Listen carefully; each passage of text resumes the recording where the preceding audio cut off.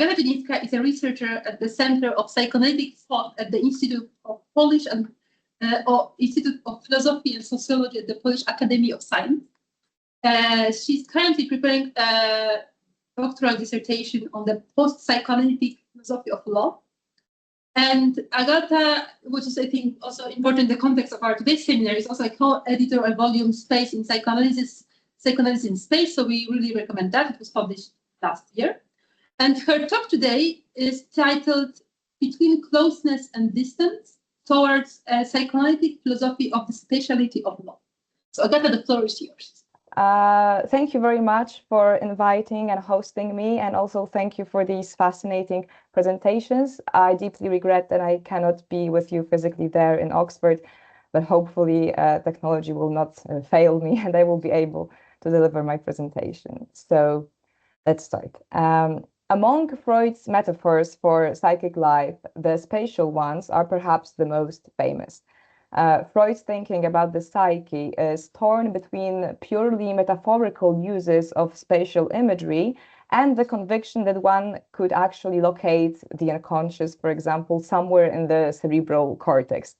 Although from today's perspective, this conviction is clearly anachronistic, we can still say that the most interesting Freudian and more broadly psychoanalytic spatial concepts are those in which the figurative and the literal are so tightly intertwined that they cannot really be separated.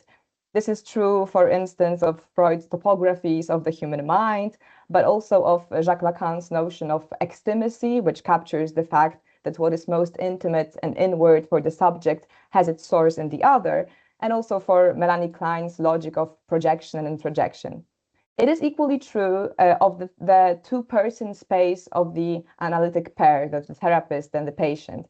The term that refers both to the metaphorical, tense psychic space that emerges between the two, and to the literal space in which analysis or therapy unfolds, with its tangible features such as the arrangement of furniture in the consulting room or the physical distance separating the two participants. I should explain why, despite the title of our seminar, I will not, in fact, be speaking about therapeutic space, but about the space of love. The first reason is simple and pragmatic. I am not a therapist, and I have far less experience with therapy than with love. But the second reason, however, is that from a psychoanalytic perspective, the therapeutic space, shaped by, as Martina suggested, transference and countertransference, has much in common with the space of love. To emphasize this connection, I would like to begin with one of the most classical psychoanalytic texts on transference, namely Freud's essay, Observations on Transference Love, written in 1914 and published in 1950. One of the main aims of Observations on Transference Love is to establish a distinction between different forms of love, the genuine love on the one hand and transference love that the patient directs towards the analyst during treatment. This has led psychoanalytic commentators such as M. Guy Thompson to read the text as an inquiry into Freud's conception of reality. And as we will see, this reality has much in common with space.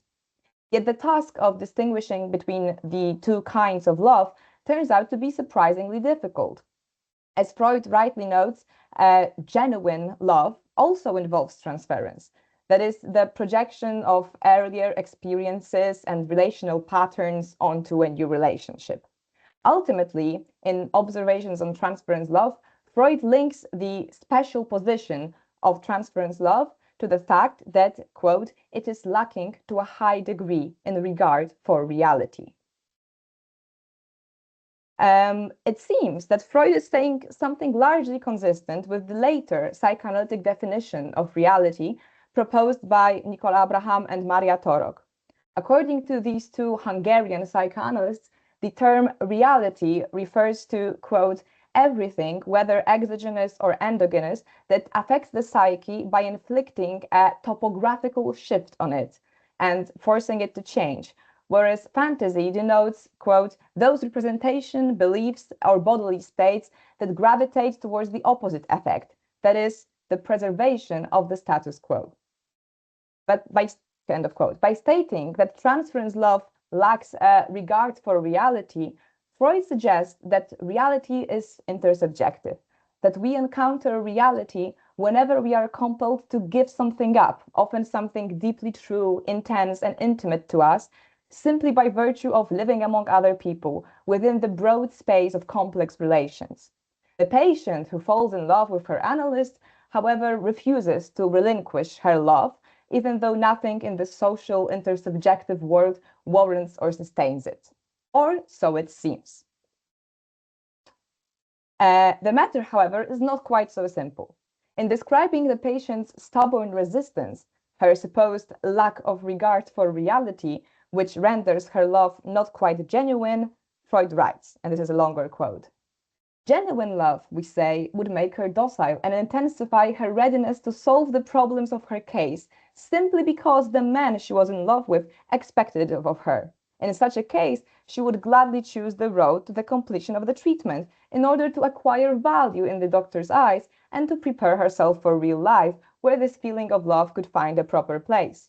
Instead of this, we point out, she is showing a stubborn and rebellious spirit. She has thrown up all interest in her treatment and clearly feels no respect for the doctor's well-founded convictions.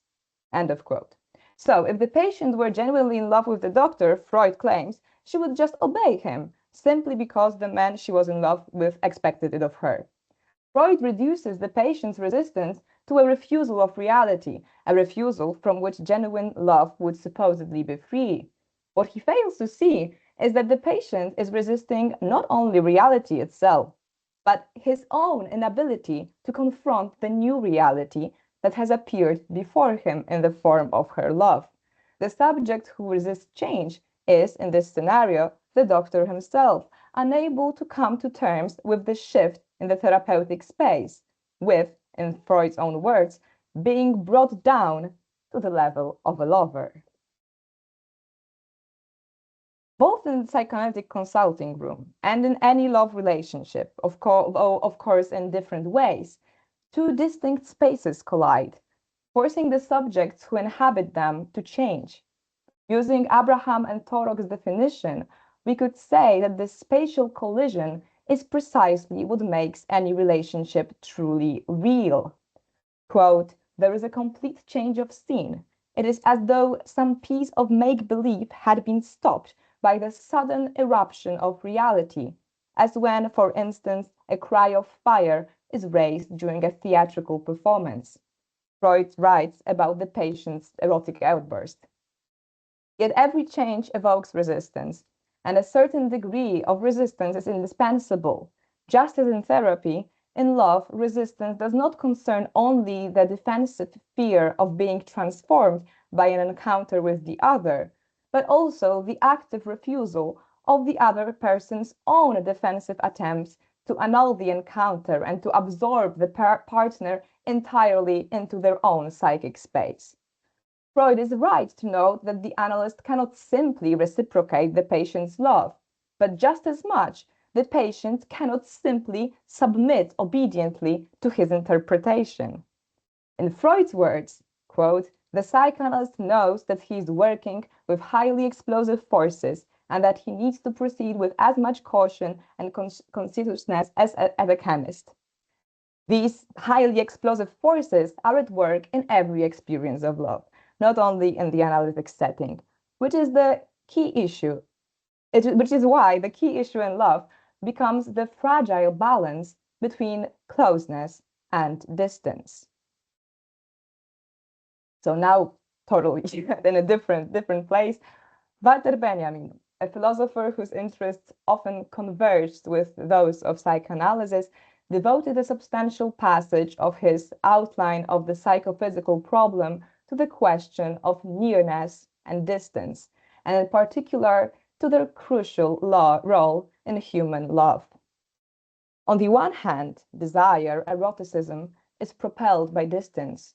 On the other, quote, there is an affinity between nearness and sexuality. In perfect love, this is a quote, Benjamin claims, we would find a complete balance between nearness and distance. Of course, such an ideal balance seems unattainable in reality. Nonetheless, as Benjamin emphasizes, using unmistakably psychoanalytic terms, love requires both presence and separation. The interplay of closeness and distance, he argues, is crucial not only for the erotic experience, but also for dreams. In one of the fragments from Short Shadows, the first part titled Too Close, he describes a dream.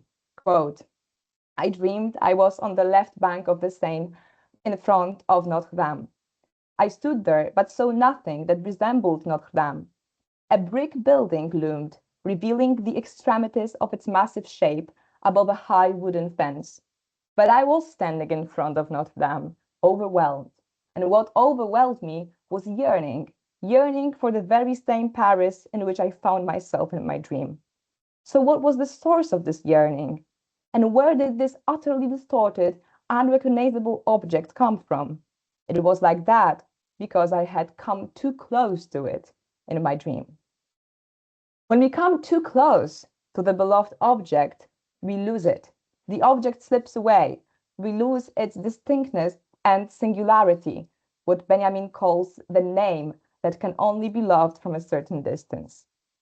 Yet, it must also be said that if this distance meets no counter-movement, the object will be lost as well. It will vanish from our horizon, and its place will be taken by fantasies that fuel desire. Anne Dufourmantel, French philosopher and psychoanalyst, writes in her book on the notion of gentleness, quote, the right distance, as invented by gentleness, allows everyone to exist within his or her own space. It is the opposite of intrusion. End of quote. Bearing in mind that in the encounter of love, two spaces always collide, such that space ceases to be our own, I would offer a small adjustment. The opposite of intrusion is not exactly its negation, but perhaps its gentle reverse, surprise. Before we go further, however, we should ask what our own space into which a beloved person might intrude actually is. In other words, what consists our spatial singularity and our solitude. For Donald Winnicott, a British psychoanalyst, the capacity to be alone means the capacity to be alone in the presence of the other. We are truly alone, paradoxically, not in our supposedly own inner psychic space, nor in the objective external world, but in the transitional space that arises from the infant's relation with the good enough mother, who initially adapts to the infant's needs and then gradually prepares it for separation. The concepts of transitional space and the capacity to be alone have many strengths, yet they require small but important corrections. For Winnicott, transitional space is a realm of play, one we inhabit with relative ease. The British psychoanalyst tends to neutralize its traumatic dimension. There is, for instance, no place in it for desire and for turbulent sexual drives. Because of this, Winnicott sometimes misses the truly radical aspects of both our aloneness and the presence of the other, on which I would like now to focus. Winnicott suggests that the aloneness at the heart of the famous capacity to be alone should be taken very seriously. Quote, I am putting forward and stressing the importance of the idea of the permanent isolation of the individual and claiming that at the core of the individual there is no communication with the not-me word either way. End of quote. I would like to suggest that if our fundamental subjective capacity were the capacity to be alone in someone's presence, then love for the other would consist in the capacity to be together despite one's own radical solitude, despite the almost infinite distance that sometimes seems to separate us from others. Being together seems nearly impossible, since the two individuals quite literally occupy different spaces, even when they sit in the same room. As Winnicott noted, while the external world might be the same for everyone, and the inner psychic reality might also remain relatively stable, the third, intermediate area is different for each person, and as such constitutes our uniqueness and singularity. For Winnicott, this highly idiosyncratic in-between zone has predominantly positive qualities. Yet one can also view it from another angle, as a space in which we are trapped, utterly alone, yet still exposed to the unsettling influence of the external world, neither a safely enclosed inside nor a shared outside. This indispensable distance, the mismatch between two intimate maps and the spaces each person inhabits, is one of lovers' most basic complaints. Quote, "When in love, I solicit a look. What is profoundly unsatisfying and always missing is that you never look at me from the place from which I see you. Conversely, what I look at is never what I wish to see," Jacques Lacan writes. The subject will never see how the other sees them from within their own separate space. According to Winnicott, this distance, this personal isolation, protects the fragile identity of the individual from intrusion. At the same time, full spatial estrangement is unbearable for us. Paraphrase Winnicott, love is a sophisticated game of hide and seek in which it is a joy to be hidden, but disaster not to be found. And the only way to be found is to agree to be intruded upon, at least to some extent. To understand the spatiality of love, with its unsteady play of closeness and distance, we must focus not only on the radical aspect of the subject aloneness, but also take just as seriously the other half of the intersubjective situation, the presence of the other. Winnicott writes in this context of, quote, "someone present, although present without making demands." The problem is that the object of love is always making demands. As Andre Green observes, the love object, this unavoidable intruder, inevitably causes a traumatic disturbance in the ego's equilibrium. It is a trauma object. And longer quote, "In speaking of the trauma object, I mainly have in mind the danger that the object represents for the ego insofar as its very existence obliges the ego to modify its regime. As the object is internal to the drive assembly, it is charged with all the instinctual energy and fantasy there, and so tries to penetrate the ego from the inside. On the other hand, insofar as it is external to the drive assembly, the object is not at the ego's disposition, and so the latter is driven to violate itself in order to emerge from its quietude and go towards the object, just as one speaks of going to work. What's more, and this is the most important point, the object is neither fixed nor permanent. It is aleatory, both in time and space. Its moods, states, and desires are changing, and therefore it forces the ego to make considerable efforts to adjust." End of quote. The traumatic potential stems from the fact that the object, insofar as it is not merely a product of the subject's fantasy, but a real other, makes a difference, more precisely, a spatial difference. The object quite literally stands in our way. It resists us, and our first response to this resistance is aggression, even the wish to destroy it. But at the same time, if the object survives this aggression, the subject can discover in it a completely new source and form of pleasure. We can say that the subject can learn to take pleasure from the reality principle itself. As Jessica Benjamin, a psychoanalyst, suggests, this kind of pleasure is spatial rather than symbolic. It is that simple affirmation of the fact that the other is really there, right next to us. In this view, reality is no longer only something that limits us, but something that can give us joy precisely because of its roughness and resistance. No fantasy, however pleasurable, can provide the subject with that incomparable sense of being in space with another, mainly because fantasies offer no encounter with resistance or limitation. Contrary to the narcissistic ideal, in the real spatial experience of love, quote from Jessica Benjamin, things don't have to be perfect. In fact, it is better if they are not. The degree of imperfection ratifies the existence of the world, the fact that we are truly there together. This peculiar pleasure, bordering on pain, the pleasure obtained from the reality principle, is the experience of being found and to some extent used by the object.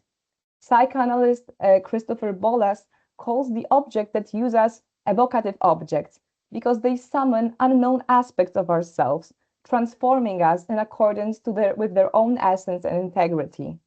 Evocative objects inhabit our shared everyday space, yet we can encounter them only by chance.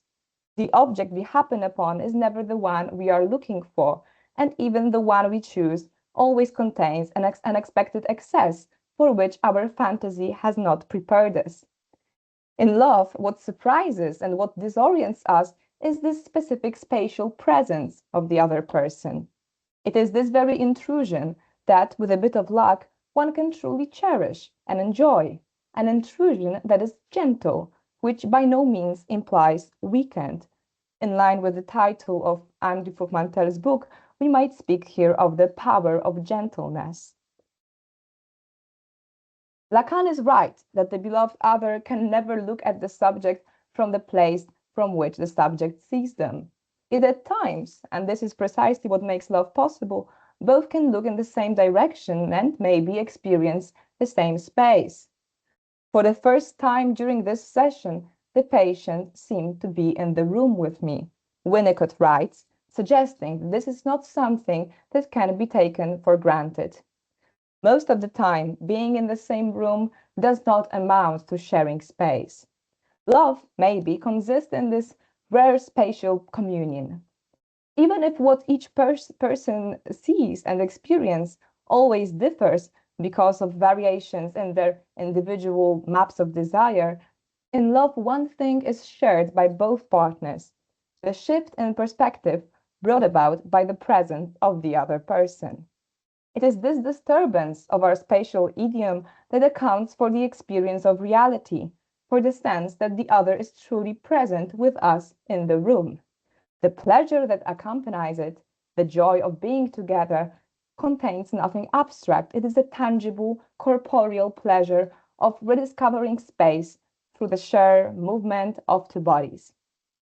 Lovers participate in an interplay that resembles a rhythmic dance, and in its most joyous moments, in Jessica Benjamin's words, it is as if both partners are following the same score. The phrase as if, however, plays a crucial role here. Being next to someone and even being together never means being in the same place. If no distance were preserved, there will be nothing to share because there will be no other differing perspective capable of interrupting our own. In short, there would be no space at all, but there would also be no love. Juliet Mitchell, also a psychoanalyst, writes convincingly about the fact that it is precisely distance, even if minimal, that makes love possible. She turns her attention to the horizontal relations often overlooked in psychoanalysis, relations that connect the subject not with the vertical figures of the parents who precede them, but with those others who stand literally next to them, actual and metaphorical brothers and sisters. The arrival of a sibling constitutes a new spatial trauma for the child, one irreducible to earlier experiences. It is a horizontal trauma. It consists in, as Mitchell puts it, quote, the realization that one is not unique, that someone stands exactly in the same place as oneself, and that though one has found a friend, this loss of uniqueness is, at least temporarily, equivalent to annihilation. End of quote. The experience of the horizontal social world forces us to confront the fact that we do not really have a place of our own. But paradoxically, it is precisely for this reason that no one can replace us, because each of us, in a sense, is a usurper and an intruder. We can share a space that belongs to no one. Quote from Mitchell, this is the necessary acceptance that one is ordinary, which does not mean that one is not unique, just that all those brothers and sisters are also ordinary and unique. Brothers and sisters, neighbors along the horizontal axis, can love one another with a love that is not purely narcissistic, precisely because a minimal distance separates them and assuring that they are not identical to one another. And it is this same distance that, at the beginning, evokes hatred, the first horizontal affect. This necessary gap between each of us allows us to surprise one another, to cross into each other's spaces, and, as a result, to transform them radically. As Mitchell notes, with twins, with siblings, friends in a gang, in a marriage, in the repetition of yourself, you get more than you bargained for better or worse. What at the dawn of our subjectivity constituted a horizontal trauma, and what can always turn back into trauma, takes in love and in a different register in therapy, but also with twins, with siblings, friends in a gang, the form of a gentle intrusion, provided that the subject's solitude is transformed by the presence and perspective of the disrupting and surprising other. The capacity to be together while simultaneously experiencing one's own aloneness would consist in the ability to sustain this crossing of perspectives, which, as such, is the very condition for experiencing reality as truly real. Yet, this is not possible without a minimal distance between lovers or partners. At the end, Jacques Derrida also writes of this paradoxical closeness achieved through distance, of being together despite constitutive solitude. In Politics of Friendship, commenting on Nietzsche's remarks, he suggests that a certain mutual agreement takes place between friends. A tacit agreement, quote, however, whereby those who are separated come together without ceasing to be what they are destined to be, and undoubtedly what they more than ever are, dissociated, solitarized, singularized, constitute into monadic alterities. End of quote. Being together is used here in reference to friendship rather than love, yet Derrida's entire book is an attempt to think a form of friendship that exceeds the dominant philosophical imaginaries surrounding it, a friendship that, in a certain sense, leans towards love. Distance, the, quote, infinite disproportion, is, according to Derrida, indeed the condition of sharing, in love as well as in friendship, neither of which ever manifests itself to us in its pure or unmixed form.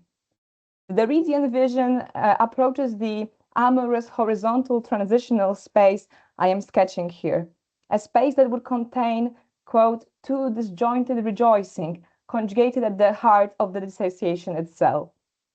But they are conjugated only because they can still surprise and transform one another, something made possible precisely by their disjunction. This is a being together in which what is shared turns out to be the very disruption of the singular way in which each subject experiences their spatial aloneness. Very little separates this joyful, gentle intrusion made possible by the proper degree of distance from the terrifying chaos of total disorientation. Quote, in an amorous encounter, we don't know exactly where the other is. The one who holds us in their arms escapes us in their thought and their daydreams. They are never entirely ours, writes Andy Fourmantel. One might add that we do not know where we ourselves are either. When we share space with someone, in Polish as in French, though no longer in English, there is a single word for both share and split. Both of us inhabit a place that is not entirely our own. And it's precisely for this reason that we can, perhaps, even if only for a moment, be truly together. Thank you.